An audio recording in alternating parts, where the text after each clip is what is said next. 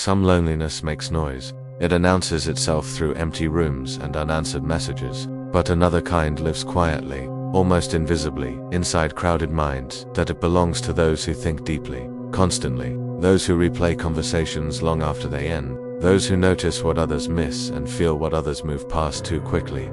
Their minds rarely rest, not because they want answers, but because they fear missing something important, an unspoken meaning, a hidden emotion, a possible mistake. And slowly, without warning, this constant thinking builds distance. Not from people, but from ease, from simplicity, from feeling understood. This is the loneliness of overthinking, a solitude that exists even when surrounded by others, a quiet ache shaped not by absence but by excess.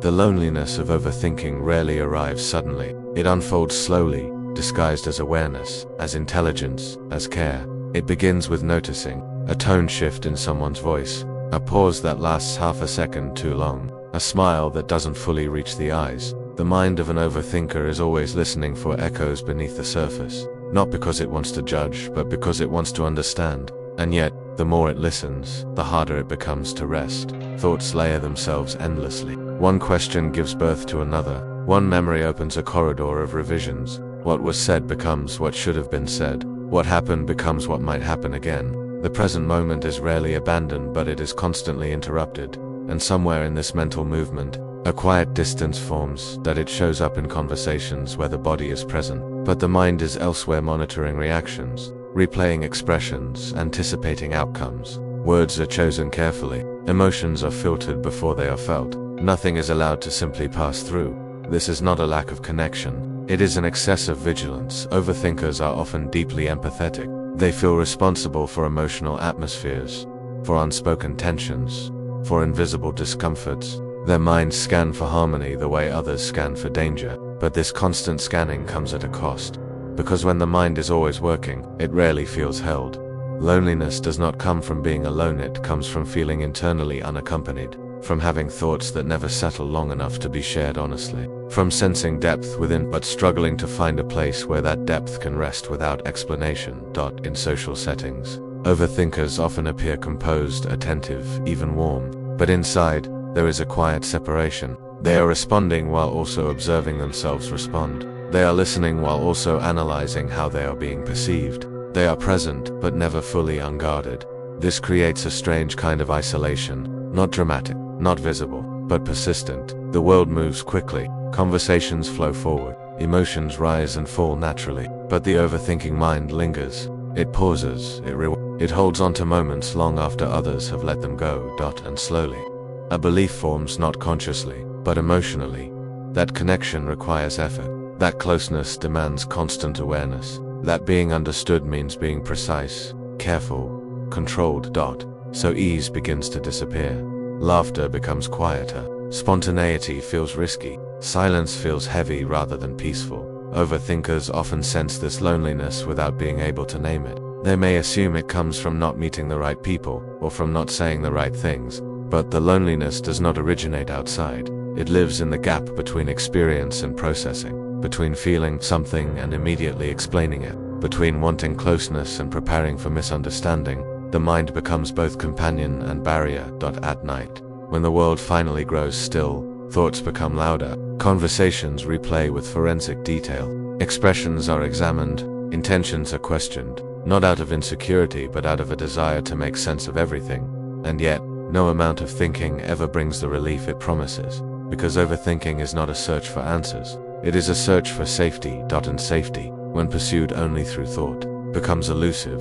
This is the quiet beginning of loneliness, not rooted in rejection, not born from abandonment, but shaped by the feeling of carrying too much alone. A mind that never rests does not mean a heart that does not feel. Often it means the opposite. It means a heart that feels so deeply, it never learned how to put its weight down. And so, the loneliness of overthinkers begins not with emptiness but with fullness, a fullness that has nowhere to go.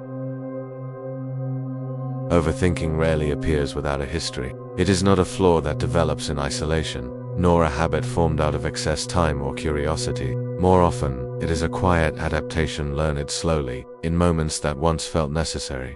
For many, it begins early, in environments where emotions were unpredictable, where silence carried meaning, where moods shifted without warning. In such spaces, attention became a form of protection. A child learns to listen carefully, to notice subtle changes in tone, to sense tension before it becomes visible, not because they are anxious by nature, but because awareness once mattered, because understanding what was coming next felt safer than being surprised by it. Thinking became a way to stay oriented when emotions around them were unclear.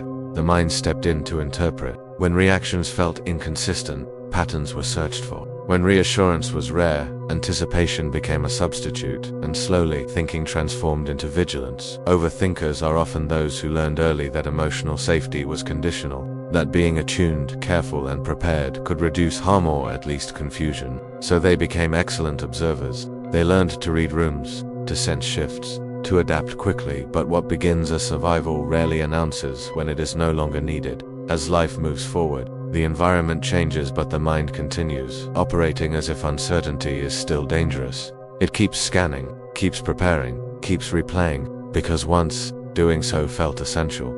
There may have been moments where feelings were dismissed or misunderstood, times when expressing emotion led to correction rather than comfort, or situations where mistakes carried emotional consequences that lingered longer than expected. In those moments, the lesson quietly formed: think before you feel, analyze before you trust, prepare before you speak. Over time, this internal monitoring became automatic. The overthinking mind often carries an unspoken responsibility to prevent emotional disruption, to avoid conflict, to reduce misunderstanding, to maintain balance, and so, every interaction becomes something to manage rather than simply experience. This creates a deep internal pressure, a sense that relaxation must be earned, that presence must be justified, that ease is something granted after careful consideration. Loneliness grows in the space between who they are and who they feel allowed to be, because overthinking is not only about fear, it is also about care. Overthinkers care deeply about impact, about how words land, about how emotions ripple outward. They feel accountable not just for their actions, but for the emotional aftershocks those actions might create. This sensitivity is not weakness, it is awareness sharpened by experience. But awareness without rest becomes weight as adulthood arrives. The overthinking continues even when the original threat is gone. Relationships may be safe, conversations may be kind, yet the mind remains alert as if danger could reappear at any moment. And so, the past quietly lives inside the present. Loneliness forms when the inner world becomes too complex to share, when explaining how something feels would require too much context, too many layers, too many clarifications. It becomes easier to stay quiet than to translate an entire inner landscape. Others may see calm, but inside, there is constant motion. This is why overthinkers often feel misunderstood even when they are not judged. Not because others are unkind, but because the internal world feels too nuanced, too fragile, too intricate to expose without distortion. And so, the mind keeps holding everything alone. The origin of overthinking is rarely about control. It is about protection. Protection of the heart, protection of connection, protection from repeating moments where feeling unprepared once hurt, but what once kept someone safe can later keep them separate. This is the quiet paradox at the root of overthinking. The very skill developed to maintain closeness can eventually create distance, not because the mind is broken, but because it learned its lessons too well. That and loneliness, in this sense, is not a failure of connection. It is a memory of needing to be careful long after care has already been given. Overthinking is often spoken about as a personality trait, but beneath it lives a nervous system that learned to stay alert. The brain of an overthinker is not defective. It is responsive. It is sensitive to nuance, to possibility, to pattern. From a psychological perspective, overthinking is closely tied to the brain's threat detection systems. Regions responsible for anticipation, memory, and emotional evaluation remain active longer than necessary, not because danger is present, but because the brain has learned to expect it. This creates a state of constant mental readiness. Thoughts do not simply arise and pass. They linger, they circle, they look for resolution. The mind searches for certainty in a world that rarely offers it, and so it compensates by running simulations, imagining outcomes, revisiting past moments, analyzing potential interpretations. That this is not imagination for creativity. It is imagination for protection. Neuroscience shows that the brain does not distinguish well between real and imagined threats. A remembered embarrassment, a hypothetical rejection, or a misinterpreted tone can activate the same stress pathways as an actual event. The body responds as if something needs to be solved. Muscles tense. Breathing shortens. Attention narrows and the mind continues working, trying to think its way back to safety for overthinkers. This cycle becomes familiar. Thinking feels productive. It feels responsible. It feels like engagement with reality. But over time, the brain learns to associate stillness with vulnerability. Silence becomes uncomfortable. Uncertainty feels unsafe, so the thinking never truly stops. This mental overactivity can create emotional loneliness because it pulls attention inward. Instead of resting in shared moments, the mind retreats into evaluation. Even during connection, part of the attention is elsewhere, tracking, interpreting, preparing, psychologically. This creates a split experience. The person is present, but not fully available. Others may not notice. Conversations still happen. Smiles still appear, but internally, the experience is filtered through layers of thought before it is felt. Emotions are processed rather than lived. Over time, this reduces emotional immediacy. Joy arrives, but is analyzed. Sadness appears, but is explained. Connection happens, but is questioned. And loneliness grows not because of isolation, but because of delay. Because by the time feelings are fully acknowledged, the moment has already passed. The brain, in its effort to protect, unintentionally distances. Overthinkers often struggle with a sense of being out of sync with others. While conversations move forward, their minds are still processing what just happened. While others release moments, they hold on to them, searching for meaning, accuracy, reassurance. This mismatch creates quiet alienation, not dramatic, not obvious, but cumulative psychologically. Overthinking also increases self-referential processing, the tendency to relate external events back to oneself. A neutral comment becomes a possible critique. A pause becomes a sign of disapproval, not because the mind is pessimistic, but because it is trained to look for relational meaning everywhere. This can make social environments exhausting. Every interaction carries weight. Every exchange feels significant, and when everything feels significant, rest feels undeserved. Loneliness emerges here as mental fatigue, as the sense that no one else is carrying this level of internal responsibility, that others move freely while one mind remains occupied. Busy maintaining invisible balance, the brain meant to connect becomes crowded. There is a deep irony in this. Overthinkers often understand others exceptionally well. They recognize emotions quickly. They empathize deeply, but understanding everyone else leaves little space to be with oneself, and so, connection becomes asymmetric. They listen more than they speak. They adjust more than they assert. They consider more than they express. This imbalance feeds loneliness, not because connection is absent, but because it is incomplete.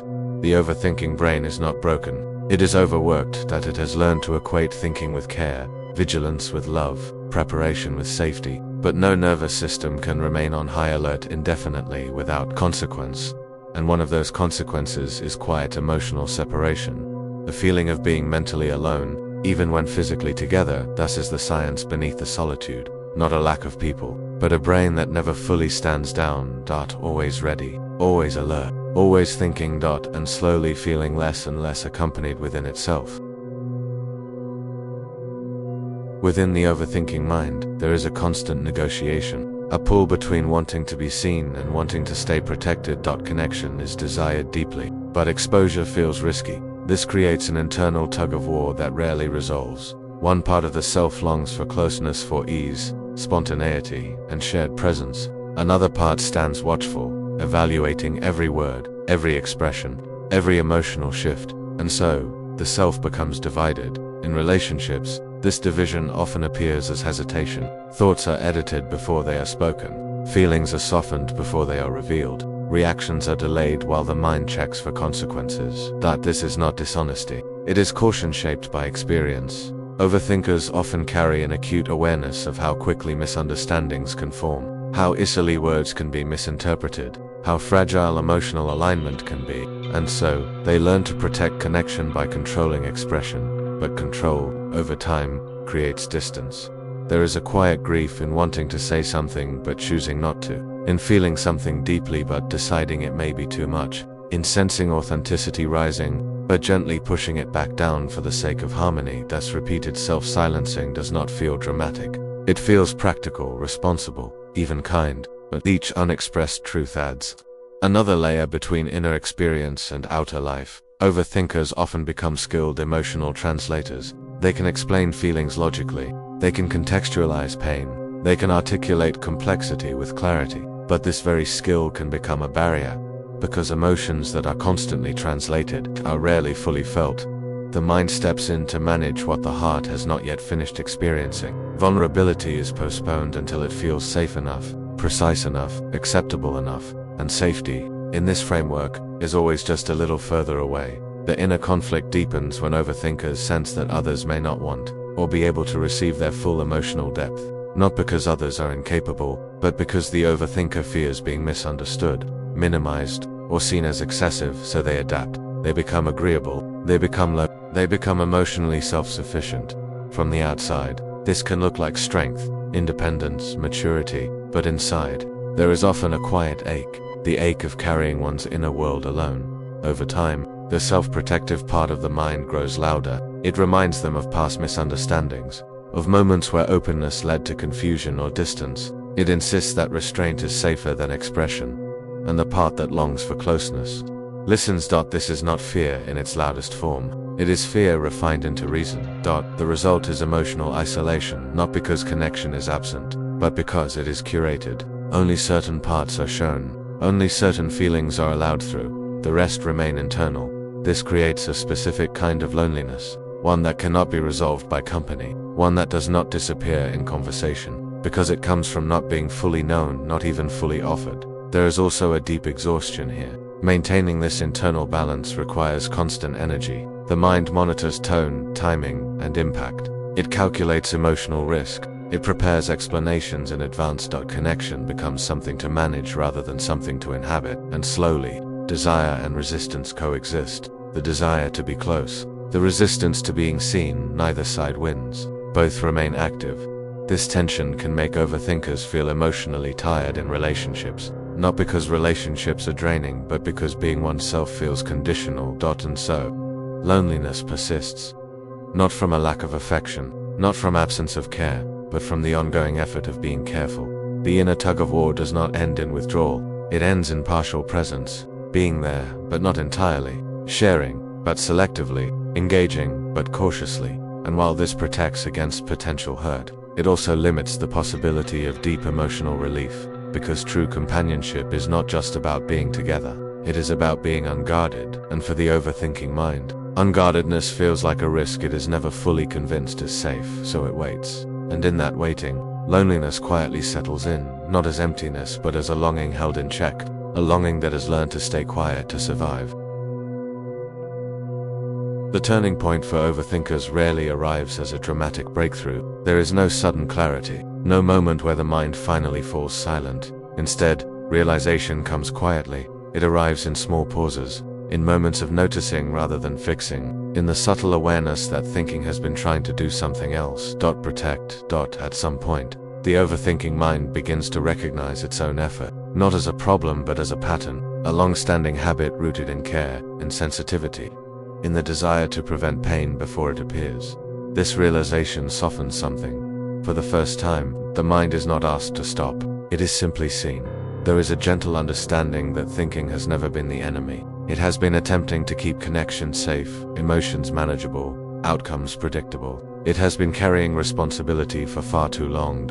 And in this recognition, resistance begins to loosen. Loneliness, when viewed through this lens, changes shape. It is no longer interpreted as a personal failure or a lack of belonging. It becomes a signal, a message about the cost of constant vigilance. The overthinker may begin to notice how often their mind is preparing for misunderstanding rather than allowing understanding to unfold. How often it anticipates emotional disruption before it actually exists. This noticing is not judgment, it is curiosity, and curiosity creates space. The realization does not ask for change. It does not demand control. It simply invites awareness of the difference between thought and reality, between imagined outcomes and lived moments. In this space, something unexpected happens. The mind begins to rest, not because it is forced to, but because it is no longer carrying the burden of being solely responsible for safety. There is a recognition that not every emotion needs explanation. Not every interaction requires analysis. Not every silence holds meaning. This does not erase over, it reframes it. Thoughts still arise. Memories still replay. Possibilities still surface. But they are no longer immediately believed. They are noticed as mental activity rather than instructions. And with this shift, loneliness begins to soften, not because others change, but because the inner relationship changes. There is a quiet relief in realizing that depth does not require constant defense, that sensitivity does not need to be justified, that being thoughtful does not mean being perpetually on guard. This realization also brings a subtle grief, an acknowledgement of how long the mind has been working without rest, how much energy has been spent maintaining emotional balance alone. But even this grief is gentle. It is not self-blame, it is compassion. The overthinking mind begins to understand that it was never meant to carry everything, that connection does not need to be perfectly managed to be real, that misunderstanding, while uncomfortable, is not always dangerous. This awareness does not create instant openness. It creates permission. Permission to let some moments pass without interpretation, permission to feel without immediately explaining, permission to allow presence without full preparation. And in this permission, something shifts. Loneliness is no longer a constant background noise. It becomes intermittent. It loosens its grip. It is still there at times, but it no longer defines the inner landscape. The realization is not about becoming different. It is about becoming gentler, gentler with thoughts, gentler with emotions, gentler with the need to control outcomes. For the first time, the overthinker begins to experience moments where the mind is not leading, but following, where awareness replaces analysis, where being with replaces thinking about. These moments may be brief, but they are real, and they carry a quiet truth. Safety does not always come from thinking ahead. Sometimes, it comes from staying. Staying with the moment as it is, staying with the feeling as it moves, staying without needing to solve. This realization does not end loneliness, but it changes the relationship to it. Loneliness is no longer something to escape. It is something to understand, and understanding, when it is compassionate, opens the door to something else, not resolution, not certainty, but a softer way of being with oneself, one where the mind can finally begin to share the weight it has been carrying alone. After realization, there is no sudden calm. The mind does not transform overnight. Thoughts still arrive, sometimes in waves, sometimes quietly persistent, but something subtle has changed. There is less urgency to chase them. Learning to stay does not mean learning to stop thinking. It means learning to remain present even while thoughts move through, to allow mental activity without being pulled entirely into it, to notice the urge to retreat inward and gently remain where the body already is. For overthinkers, this is unfamiliar territory. Staying feels exposed at first. Without constant analysis, there is a sense of vulnerability, a feeling of being slightly unprepared. The mind may protest, offering reminders of past misunderstandings, missed cues, emotional missteps, but staying does not argue back. It does not negotiate. It simply remains. In conversations, this might look like listening without rehearsing a response, allowing words to come naturally rather than perfectly, letting pauses exist without immediately filling them with meaning. At first, this can feel unsettling. The overthinking mind has long believed that connection requires management, that presence without preparation invites risk. But slowly, another truth becomes visible. Most moments do not need to be managed. They need to be inhabited. Learning to stay also means allowing emotions to exist without immediate interpretation, letting sadness be sadness, letting warmth be warmth, letting uncertainty pass through without naming it as danger. This does not make emotions disappear. It allows them to complete themselves. Loneliness, when met this way, begins to feel different. It is no longer an accusation. It is no longer proof of disconnection. It becomes a sensation, one that can be noticed, felt, and allowed without being solved. And in being allowed, it softens. That there is an unexpected relief in not having to explain everything internally, in not turning every feeling into a narrative, in letting experiences remain somewhat unfinished. Overthinkers often believe that understanding leads to peace, but sometimes, peace arrives when understanding loosens its grip.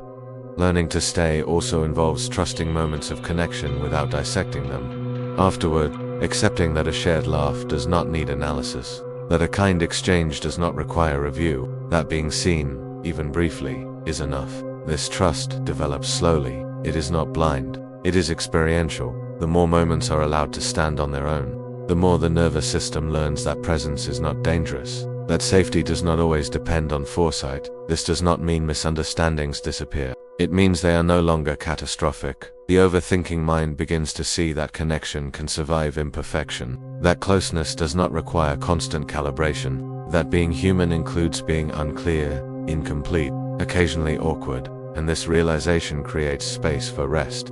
Learning to stay also means staying with oneself, not escaping discomfort through thought, not avoiding feeling by explaining it away, but allowing the inner world to be felt directly, even when it is uncomfortable. This kind of presence builds a different relationship with loneliness. Loneliness becomes less about absence and more about capacity. The capacity to be with what arises without immediately leaving oneself. And as this capacity grows, loneliness loses its sharpness. It becomes quieter, less defining, less central. The overthinker may still feel separate at times, but now there is also a companionship within, a sense of being present with one's own experience rather than watching it from a distance. This internal companionship matters, because when the self is no longer constantly divided, connection with others feels less demanding. There is less need to be perfect, prepared, or precise. More room for spontaneity, more tolerance for uncertainty. Learning to stay does not erase sensitivity. It grounds it. Depth remains, awareness remains, thoughtfulness remains, but they no longer operate as guards posted at every emotional doorway. They become qualities rather than defenses. And in this shift, something gentle emerges, a quiet sense of belonging not necessarily to others, but to the present moment, to one's own inner life, to the unfolding of experience as it is. Loneliness may still visit, but it no longer moves in alone. It arrives into a space that can hold it, a space that knows how to stay, and in staying, the overthinker begins to feel less like a mind carrying everything, and more like a person allowed to exist without constant explanation. This is not an ending, it is an easing, a softening of the inner posture, a willingness to remain, even when the mind wants to leave. There is no final cure for overthinking, no moment where the mind permanently quiets and never returns to its old habits, and perhaps that is not the point, because the story of overthinkers was never meant to end in silence, but in softness. Softness toward the mind that learned to work too hard, softness toward the heart that learned to feel too much, softness toward the loneliness that once felt like a personal flaw. At the end of this journey, something subtle remains. An understanding that loneliness was never proof of being unlovable or unseen. It was the echo of depth without rest, the consequence of carrying awareness without companionship inside oneself. Overthinkers do not lack connection. They often experience it intensely, but they experience it through layers. And now, those layers are no longer walls. They are simply textures. There is a quiet acceptance that the mind may always return to analysis, that thoughts may still spiral on certain nights, that memories may still replay without invitation, but there is also a growing trust that not every thought requires attention, trust that not every feeling needs explanation, trust that presence can exist alongside uncertainty. Loneliness, in this softer ending, is no longer something to escape. It becomes a familiar visitor, one that can be acknowledged without fear. It may still arrive in moments of quiet, in pauses between connections, in spaces where words fall short, but it no longer defines the self, because now, there is an inner witness that stays, a presence that does not abandon itself for the sake of control, a calm awareness that allows experience to unfold without constant interference. This changes everything quietly. The overthinker may still be sensitive, still perceptive, still deeply reflective, but these qualities are no longer weapons turned inward. They are simply ways of being in the world. There is less urgency to prove understanding, less pressure to manage emotions, less need to predict outcomes. Connection becomes lighter not because it is shallow, but because it is less burdened. Moments are allowed to be incomplete. Conversations are allowed to end without full resolution. Feelings are allowed to exist without names. And in this allowance, something settles. A sense that being human does not require constant vigilance. That misunderstanding is survivable. That depth does not need to be defended at all times. The hidden loneliness of overthinkers was never about being alone among others. It was about being alone with one's own awareness. Now, that awareness has company, not answers, not certainty, but presence, a gentle staying with what is. This is the softer ending, not an arrival, but a resting point, a place where the mind can finally lower its guard, even briefly, where the heart is no longer managed, only felt. And in that quiet space, something becomes clear. The overthinking mind was never broken. It was simply tired of carrying meaning alone. tired of holding responsibility for everything unseen, tired of mistaking vigilance for connection. Now, there is room to breathe. Room to exist without constant interpretation, room to feel without fear of excess, room to be without explanation. Loneliness may still whisper at times, but it no longer speaks the loudest. Because beneath it, there is something steadier, a calm awareness, a gentle presence, a mind that finally knows it does not have to do everything by itself, and that knowing quiet, unremarkable, deeply human is where the story rests, not in silence, but in peace.